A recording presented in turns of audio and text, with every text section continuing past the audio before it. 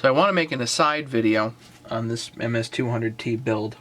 We're going to talk a little bit about the seals that are in here. Now these are the OEM seals that I have actually replaced. I actually ruined 4 seals getting these two in properly.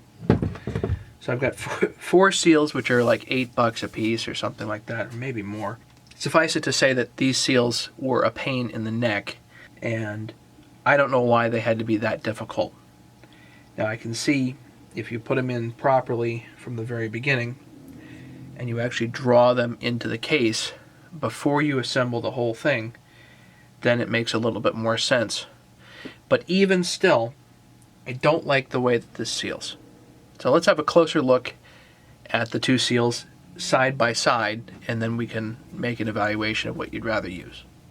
So let's have a look at these a little bit closer, if possible, and we're going to determine which one we'd rather use. I already know which one I'd rather use, but let's look at these. So this is a stihl OEM seal. I put it in just like that.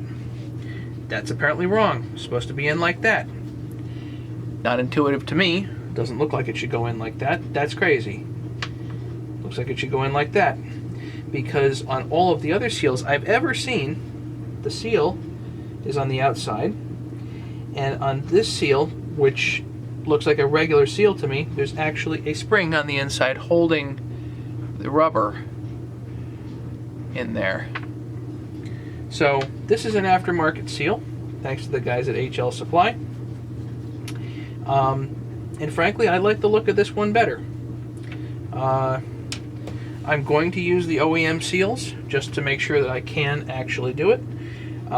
Maybe on the next project I'll actually get to use these, but I want to make sure the OEM seals do work. But at this point, I mean, if you look at this, it doesn't even look like rubber. And the way it feels, look at the size of the hole. Can you see that? This looks like a proper 12mm seal. That looks like an 8mm seal. So this rubber has to pucker considerably to actually seal. I don't get it. I don't understand it. And another thing that I'm noticing here, this has a metal frame. Again, like any of the other seals I've seen, especially on the Husqvarna's, metal frame, rubber, and a spring.